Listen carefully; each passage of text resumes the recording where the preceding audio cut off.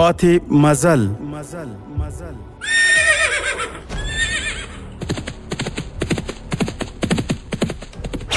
د تاریخي ناولونو ځانګړې خپرونه پاتې مزل د اوسني عصر د ننګونو او فرصتونو هنداره چې د اسلامي تمدن د عروج او انحطاط عوامل روښانه کوي. پاتې مزل د علم او ارتقا پر لاره څراغونه بلوي او د مسلمانانو تیرې سترې واکمنۍ او فرهنګي میراثونه بیانوي.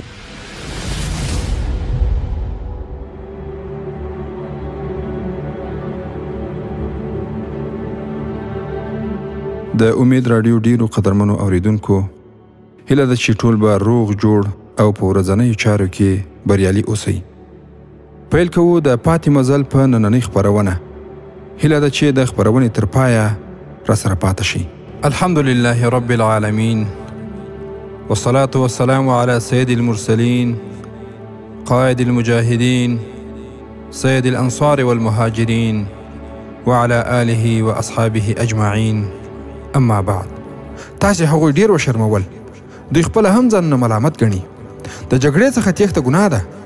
که هغوی اوس هم دښمنان پسې واخیستل او هغوی یې تباه او برباد کړل، نو پخوانی ګناه به یې ورته وبخښل شي. کوم کسان چې د دې مقدس ښار په دفاع کې ووژل شي، هغوی به نیغ جنت ته ځي. ورپسې مشر پادري په ولسي خلکو او پوځیانو کې د جوش، جذبې او احساساتو د راپارولو لپاره ډېره پارونکې وینا وکړه او هغوی یې ښه په ولولو راوستل. اورېدونکو په احساساتي نارو سره ځواب ورکړ. بیا خلک او پوځیان ټول جګړې ته چمتو شول. ورونو، له دغې وینا څخه وروسته مشر پادري د نجونو هغې ودانۍ ته ولاړ چیرې چې نجونو خپل ژوند او خپل هر څه د دین لپاره وقف کړي وو. تاریخ لیکونکي وایي چې د دې نجونو یا ننو د حسن او ښکلا انګازې تر لرې لرې پورې تللې وې. یو له بل څخه دا ښکلې وې او ټولې پیغلې او بېنکاح پاتې وې. هر نجلۍ ته راهبه او ننه ویل کېده. د هغوی سره پادریان او راهبان اوسېدل. هغوی به هم ټول عمر بې واده او بې نکاح ژوند تېراوه. مشر پادري ټول راهبان او راهبې د کلیسا لوی هال ته راټول کړل او هغوی ته یې هم هغه وینا او خبرې وکړې کومې چې په عمومي غونډه کې کړې وې. د مسلمانان د لوټمارانو، لارښ کوونکو او غلو په نامه سره یاد کړل او دا یې هم وویل چې حمله کوونکي مسلمانان ځناور او ځنګلیان دي. مشر پادري وویل هغوی به تاسې د مخمل او ورېښمو په جامو کې نه بیایي، بلکې هغوی به ستاسې سره د ځنګلیان او وحشیانو په شان باندې سلوک کوي او په وهلو به مو تکې شنې کړي. یا دا چې تاسې به د ځانه سره دښتو او بیابانونو ته وړي او هلته به مو په ځنګلي سردارانو خرڅوي. موږ د دې ښار او ځانونو غم نه یو وړي، موږ ستاسې غم لیونې کړي یو. که هغوی ته په لاس ورغلی نو له ډېر خطرناک پای سره به مخامخ شي. په دې حالت کې یوې ځوانې راهبې وپوښتل مقدس پلاره، آیا موږ طلایتلې یا قرطبې ته ولاړ نه شو؟ مشر پادري ځواب ورکړ نه، ستاسې لپاره اوس هېڅ ځای خوندي نه دی. یوازې یوه لاره شته چې د دې خطر مخه پرې نیول کېدای شي. د دې کار لپاره 4 یا 5 نجونې پکار دي چې ویره او ډار ورسره نه وي او د دښمن پړاو ته ورشي. یوې راهبې نجلۍ وپوښتل موږ به هلته څه وکړو؟ مشر پادري وویل د حمله کوونکو سپاه سالار طارق بن زیاد وژل، د هغه سره چې 3-4 نور جنرالان دي هغوی وژل او ختمول. د دې خبرې سره په نجونو باندې بېخودي خپره شوه، داسې لکه چې په حال کې هېڅوک هم ژوندي نه وي ناست. پادري وویل دا کار ګران نه دی، هغوی خپله راځي او ښار نیسي. هغوی به تاسې ټولې له ځانه سره ساتي او داسې به هم نه وي چې هر یو به ستاسې څخه یوه وساتي، بلکې هغه پوځ او لښکر دی او ټول به تاسې په ګډه ساتي او د ښکار په شان به مو یوې او بلې خواته کش کوي. مخکې له دې چې تاسې په داسې بد حالت کې راګیر شئ، هغوی په لاره کې ختم کړئ. تاسې په دې باندې ښه پوهیږئ چې په تاسې کې یوه هم پیغله نه ده پاتې شوې او ټولې په پټه د یو او بل سره جنسي اړیکې لرئ. هغه نجونې چې دې قربانۍ ته چمتو وي، هغوی به د مسلمانانو د تم کېدو ځای ته ورسول شي. هغوی به د مسلمانانو مرکز ته ورشي او دا به ووایي چې موږ د طارق بن زیاد سره ګورو. د هغوی مخه به هېڅوک هم نه نیسي هر نجلۍ باید په خپلو جامو کې یو خنجر پټ وساتي. طارق بن زیاد به د ځان لپاره یوه خوښه کړي او پاتې نورې به خپلو جنرالانو ته وسپاري او هره یوه به د هغوی سره خیمې ته ولاړه شي. بیا تاسې خپله په دې باندې پوهیږئ چې خپل خنجر په څه ډول استعمال کړئ. نو په تاسې کې څوک تیاری دي؟ نجونو په خپلو کې یوې او بلې خواته وکتل. بیا وروسته یوه نجلۍ راپورته شوه، ورپسې بله راپورته شوه. دواړو دې خطرناک کار ته ځانونه چمتو کړل. د دې دواړو په خبرو یو بل نجلۍ هم راپورته شوه. مشر پادري وویل بس همدا درې بس دي، زما سره تاسې درې واړه راځئ. مشر پادري هغوی درې واړه د کلا چارواکي ته بوتلې چې هغه تجربه لرونکی جنرال و. جنرال نجونو ته د دې خطرناک کار ټول شیان په ګوته کړل او هر ډول چلونه یې ورته وښودل. ورونو اوس به ورشو طارق بن زیاد رحمه الله ته. له قرموني څخه طارق بن زیاد د خپل پوځ سره د استجاب په لور باندې حرکت وکړ. غازیانو په یوه ورځ کې 25 یا 30 میله فاصله ووهله. په هغه مهال کې د مسلمانانو تیز پرمختګ ډیر نوم درلود. د نړۍ په هر ګوټ کې چې غازیانو جګړې کړې هلته خلک د خپل تیز پرمختګ په سبب حیران کړي وو. د صلاح الدین ایوبي رحمه الله او سلطان محمود غزنوي تیز پرمختګ تاریخونو د زړه له اخلاص ستایلي دي. خو طارق بن زیاد د خپل لښکر په وسیله باندې د ورځې 30 میله فاصله ووهله. خو هغه د قرموني او اسیجا ترمنځ تم شو تر څو په راتلونکي ورځ کې هغه ښار ته ځان ورسوي او هغه محاصره کړي. او په دغه حالت کې غازیانو ته یو ورځ دمه او آرام ورکول اړین و. غازیان ټول تم شول او د ماښام تیاره خپره شوه. طارق بن زیاد په خپله خیمه کې و. هغه ته خبر ورکول سو چې یو بوډا اندلسي له ده سره لیدل غواړي، خو له هغه سره 3 ځوانې نجونې هم دي. طارق بن زیاد هغوی ټوله وغوښتل او پیره کوونکي ته یې وویل چې ژباړونکی هم راولئ. د پیره کوونکي له تللو څخه وروسته د طارق بن زیاد سترګې په یوه نجلۍ باندې ونښتې. هغه له دې څخه مخکې داسې حسینې او ښکلې نجونې نه وې لیدلې. نجونو هم طارق ته په ځیر ځیر کتل او هر یوې نرۍ نرۍ مسکا کوله. کله چې ژباړونکی راغی نو طارق ورته وویل چې له دوی څخه د راتللو لامل وپوښته چې د څه لپاره راغلی دي. بوډا په خپله دلایل وویل او بیا هر نجلۍ هم خپل دلیل وړاندې کړ.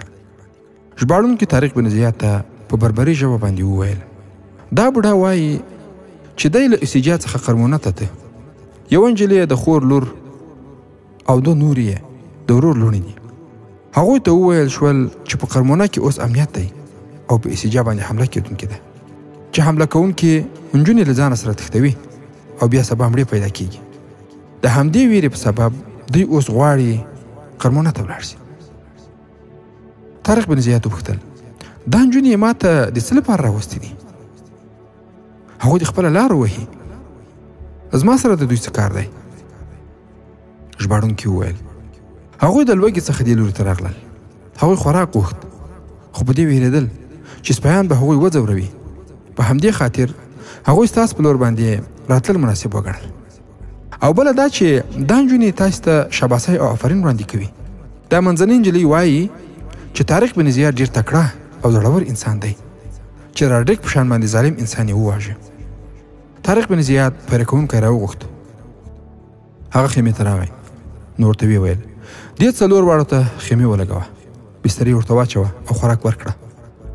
دوی 3 سره هلته بوځه. طارق بن زیاد رحمه الله ژباړونکي ته وویل دوی ته ووایه چې نجونې به دلته خوندي او محفوظې وي او سهار وختي به قرمونې ته روانې شي.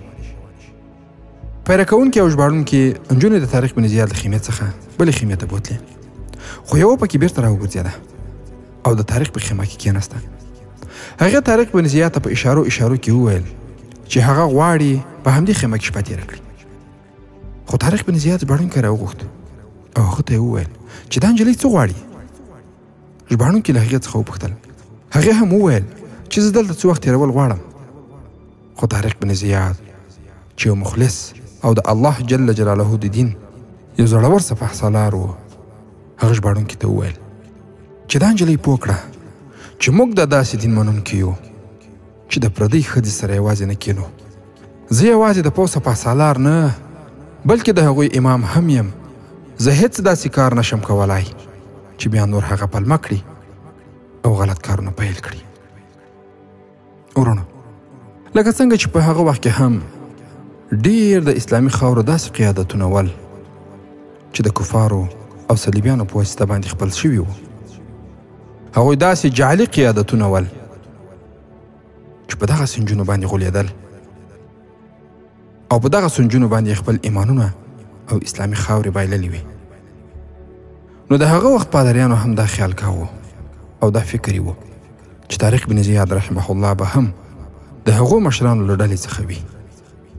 ورونو، لکه څنګه چې تاسو ته هم معلومه ده چې د فکري جګړې یا فکري جنگ یو هدف دا هم دی چې کفار د اسلامي نړۍ لپاره جعلي او د پردیو په لاس باندې جوړ شوي قیادتونه رامنځته کړي، چې الحمدلله طارق بن زیاد رحمه الله په هغه وخت کې نه و او اوس الحمدلله د اسلامي امارت مشران هم د کفارو له دغې حربې څخه په امن دي او باید په راتلونکي کې هم دې ته ډېر متوجه واوسي. ورونو، د فکري جګړې له اهدافو څخه یو هم اسلامي هیوادونه او مسلمانې ټولنې له صالحو قیادتونو څخه محرومول او پر ځای د جعلي او پردیو په لاس باندې جوړ شویو او پردي پالونکو قیادتونو معرفي کول او نوي نسل ته هغوی د ماډل یا نمونې په حیث باندې وړاندې کول دي. همدارنګه غربیان په دې باندې پوهیږي چې تر څو په اسلامي امت کې مخلص، اصیل او له الله جل جلاله څخه ویریدونکي او له خپل امت سره وفادار قیادتونه موجود وي، تر هغو پورې به په اسلامي نړۍ کې د غرب ارمانونه ترسره نشي. له همدې امله غرب پرله پسې هڅه کوي تر څو د مسلمانانو مخلص قیادتونه یا شهیدان کړي او یا یې بندیان، تبعید او بدنام کړي. ډول ډول توطیې او دسیسې ورته جوړوي تر څو یې په ټولنه کې تاثیر له منځه یوسي، چې دې ته باید زموږ مشران ډېر متوجه واوسي. کله داسې مخلص مشران تورنوي، مختلف تورونه پسې تړي، کله یې اتباع او ملګري انشغابونو او انشقاقونو ته تشویقوي او کله یې د بېلارې کولو هڅه کوي او کله یې هم جوړجاړي او مصلحت ته رابولي. لکه په اوس وخت کې چې په ټوله میډیا کې دغه اوازه، دغه انګازې، تبصرې او مختلفې مرکې دي چې باید دغه دولت ټول شموله شي. یعنی هغه کسان چې د دوی په لومو کې راګیر ول اوس په بهرنیو ملکو کې میشت دي او دوی غواړي چې د دوی په سري جالونو کې راګیر هغه خلک په اسلامي نظام کې داخل کړي او د دې نظام راز هغوی ته ورسوي او په راتلونکي کې بیا هغوی د اسلام په خلاف باندې وکاروي. نو د دوی په مشورو او مجالسو کې دا دي چې هغوی خلک باید له دغه مخلصو خلکو سره جوړجاړی وکړي، په نظام او واک کې را شریک کړي، چې الحمدلله د اسلامي امارت مشران دغه ټولو چالونو ته متوجه دي او د دوی د دې وړاندیزونو چندان پروا نه ساتي. خو د مخلصو قیادتونو په ځای باندې بیا په ټولنه کې هغو اشخاصو او جهتونو ته دوی رشد ورکوي او تر شا درېږي چې د غرب پر لاره باندې ځي او غواړي مسلمانې ټولنې هم د غرب په لاره باندې روانې کړي. دغه ډول غرب ځپلو قیادتونو ته په دیني، سیاسي، پوځي، فکري او اجتماعي ډګرونو کې فرصتونه برابروي تر څو دوی ظاهر شي او د خلکو جلب او پاملرنه ځان ته راواړوي. خیر، نو د طارق بن زیاد رحمه الله له پند او عبرت څخه دغه لویه خبره ټولو مشرانو ته متوجه ده چې هغه وویل زه هیڅ داسې کار نشم کولی چې بیا نور هغه پلمه کړي او غلط کارونه پیل کړي.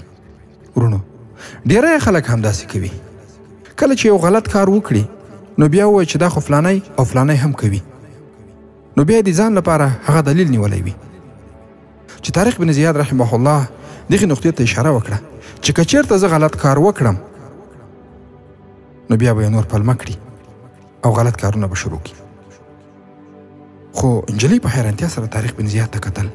هغې ورسره ډېرې خبرې کول غوښتل، خو دواړه یو د بل په ژبه باندې نه پوهېدل. هغه په دې باندې ښه پوهېده چې د ګناهونو کومه ژبه نه وي. هغه ولې درېیم سړی په منځ کې راواچاو چې د یو بل خبرې وژباړي. ژباړونکي هغه په دې باندې پوه کړه چې سپاه سالار د هغې اوسېدل دلته نه خوښوي، نو هغه باید له دې ځایه څخه ولاړه شي. خو نجلۍ په خپل ضد باندې ولاړه وه. طارق بن زیاد په قهرجن اواز سره وویل هغې ته ووایه چې له دې ځایه سمدستي ووځي کاغذ ما خبره ونه مني نو زه به 3 واړه نجونې له دې ځایه څخه پسې واخلم ژباړونکي هم نجلۍ ته همدا خبرې وژباړلې او ورته ویې ویل چې سپاسالار ډېر په غوسه دی که هغه ولاړه نه شي نو 3 واړه به له دې ځایه څخه پسې واخلي له دې څخه وروسته نجلۍ طارق بن زیاد ته په ډېره حیرانتیا سره کتل چې دا څه ډول انسان دی هغه کراره د طارق بن زیاد په لوري باندې روانه وه هغې خپله لمن راپورته کړه او په هغې کې لاس نه ایست کله چې لاس راویست نو خنجر یې په لاس کې نیولی و نجلۍ طارق بن زیاد ته وړاندې شوه او په ګونډو شوه بیا یې خنجر د هغه په پښو کې کېښود طارق بن زیاد ژباړونکي ته وکتل او هغه هم نجلۍ څخه وپوښتل چې دا کار دې ولې وکړ نجلۍ وویل ما چې څه اورېدلي وو هغه غلط وختل دا لومړی انسان دی چې زما په شان حسینه او ښکلې نجلۍ قبوله نه کړه زه د دې جنرال د وژلو لپاره راغلی وم او هغه 2 نورې نجونې هم د همدې کار لپاره راغلی دي دا بوډا چې زموږ سره راغلی زموږ هیڅ نه کیږي هغه زموږ سره د اسیجیا مشر پادري او د کلا چارواکي رالیږلی دی هغوی موږ ته دا طریقه ښودلې وه چې په دې توګه تاسې د مسلمانانو جنرالانو ته ځانونه ورسوئ نو هغوی به تاسې په خپلو خیمو کې له ځانه سره وساتي او بیا به تاسې په مناسب وخت کې د هغوی په زړه باندې ګزارونه وکړي او شارک به یې ورغوڅ کړي او له خپل کار څخه وروسته به له خیمې څخه غلې راوځي 2 نورو نجونو هم ستاسې نور 2 جنرالان په نښه کړي وو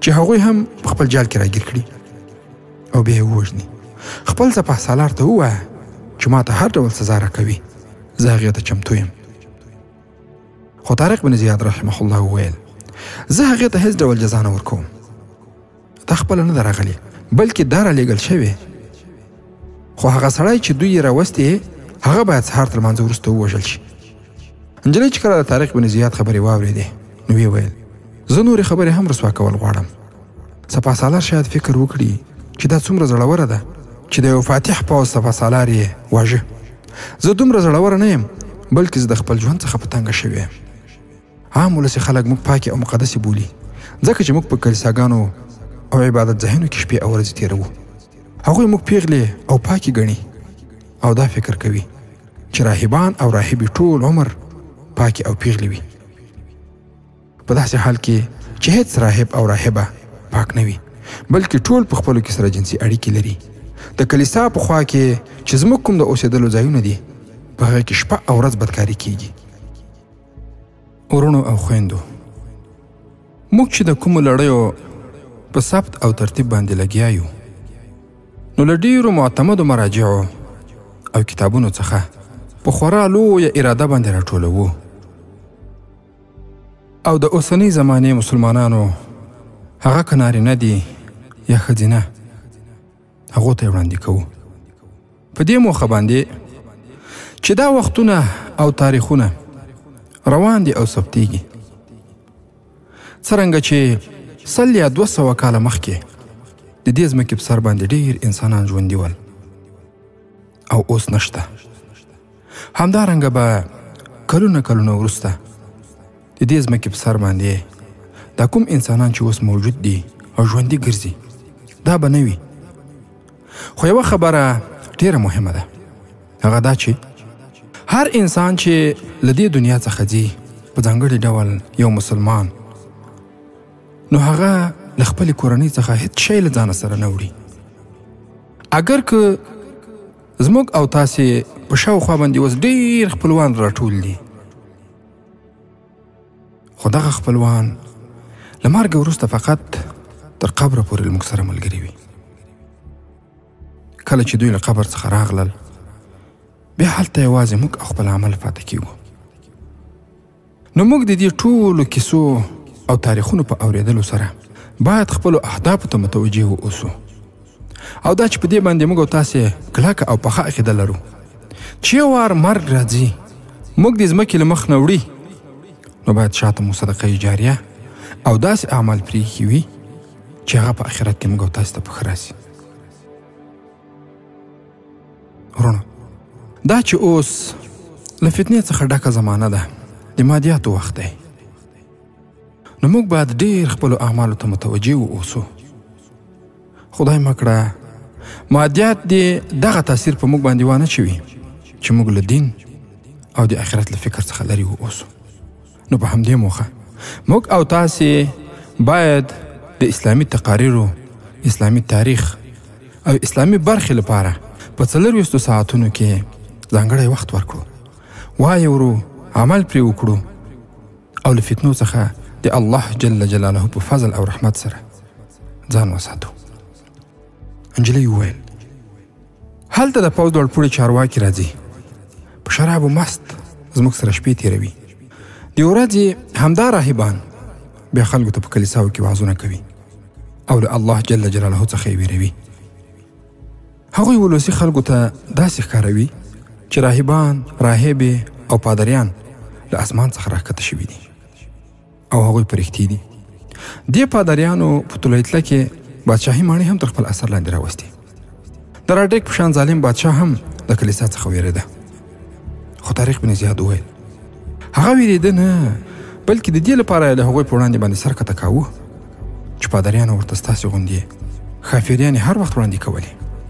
طارق بن زیاد ژباړونکي ته وویل دې نجلۍ ته ووایه چې موږ ته د راز خبره هم وکړي. چې د راز خبره څه ده؟ نجلۍ وویل ایسیجیا د عیسایانو مقدس کار دی، خو په عبادت ځایونو کې چې کومې راهبې او نجونې دي هغه زیاتې یهودانې دي. زه هم یهودانه یم. زما پلار سوداګر دی.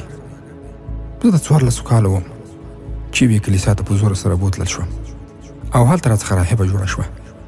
زه یې د مور، پلار، خویندو او ورونو څخه جلا کړم، خو زما څخه خپل قیمتي او ارزښتناک شی هم واخیست چې هغه زما پیغلتوب او عزت و. د خلکو په زړونو کې اوس هم زموږ لپاره درناوی شته چې دا پاکې او معصومې دي. ما چې تاسو ته څه وویل دا د ټولو ننو او راهبانو کیسه او داستان دی. زه د غازیانو سپاسالار ته وړاندیز کوم چې هغوی دا په ګناهونو کې ډوب ښار د خاورو سره برابر کړي او د هغه ښار نوم او نښان له نقشې څخه ورک کړي. زه د مسلمانانو سپاسالار ته د خپل بدن څخه بله ډالۍ نشم ورکولی او هغه په دې توګه چې زه اسلام قبول کړم او بیا هغه زما سره واده وکړي. خو زه دا کار هم نشم کولی ځکه چې زه ناپاکه یم او سپاسالار د الله جل جلاله ولی او دوست انسان دی. زه اوس په یقین سره وایم چې فتح او بری به ستاسې په نصیب وي. ماتې او ختمېدل د هغو بدکارو خلکو په نصیب کیږي چې د دین او مذهب په جامه کې په ګناهونو کې غرق او ډوب دي. په دې حالت کې طارق بن زیاد رحمه الله ژباړونکي ته وویل دا نجلۍ هم هغې خیمې ته ووځه او هلته یې د نور سره ملګرې کړه. د هغو سره چې کوم سړی راغلی هغه ما ته راوله. نجلۍ هم لاړه او بوډا د طارق بن زیاد خیمې ته راغی. د طارق بن زیاد رحمه الله په لاس کې هغه خنجر و چې نجلۍ د هغه په پښو کې ایښی و. طارق بن زیاد خنجر بوډا ته ورښود او یې ویل آیا تا زه په دې خنجر باندې وژلم؟ د بوډا ځان او لاسونه د باد وهلي بوټي په شان باندې ولړزېدل او سترګې د باندې راووتې چې کله یې خنجر د طارق بن زیاد په لاس کې ولید.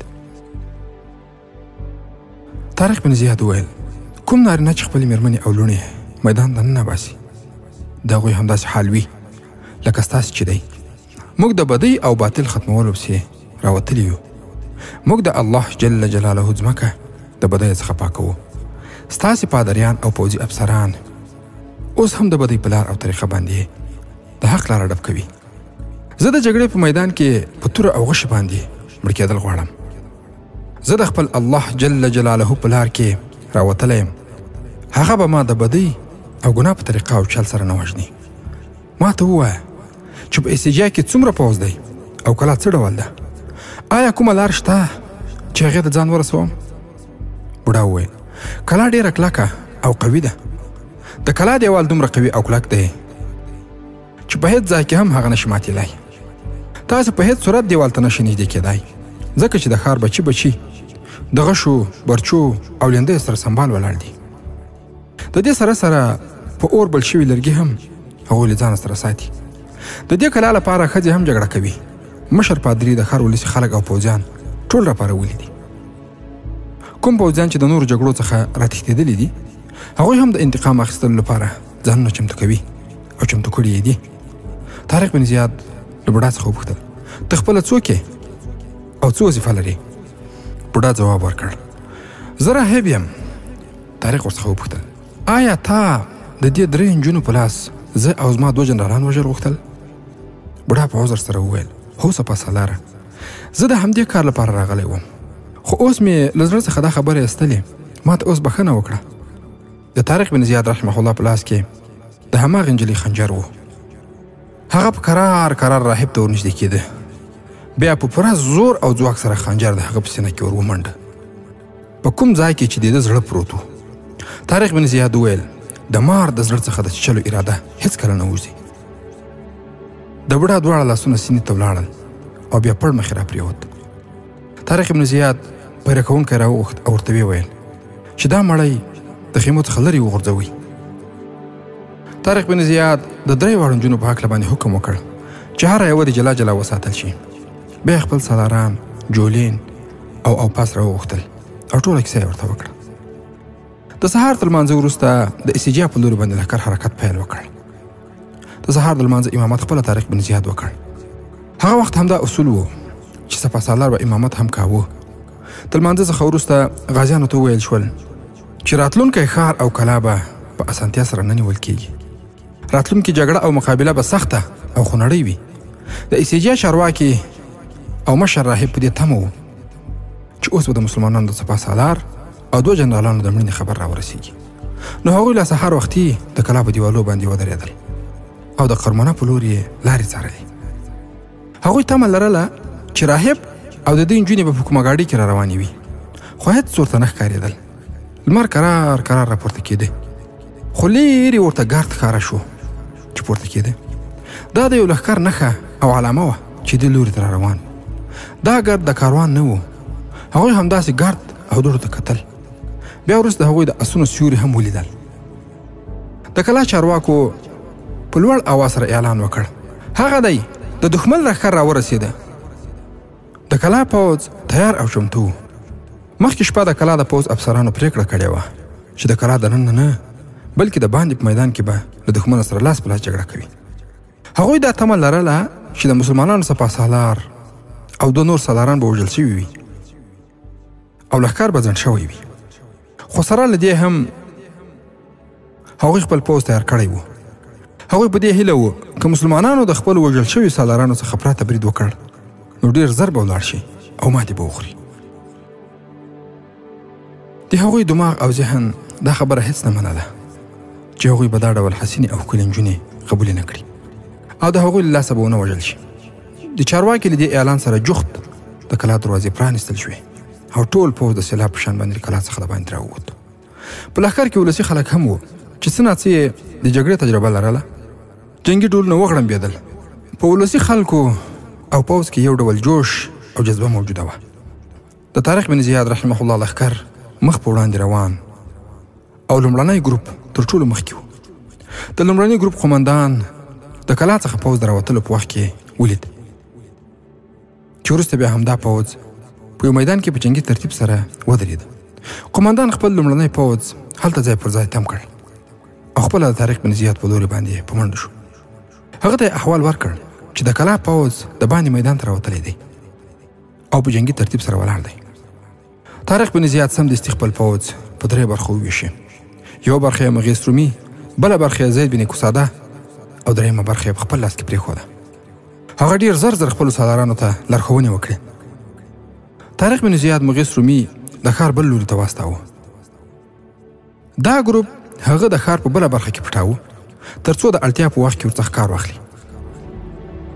د امید راډیو ډېرو درنو او متدینو اوریدونکو، دا وه د پاتې مزل نننۍ خپرونه چې تاسو ته ما ډاکټر سیف الله خالد وړاندې کړه.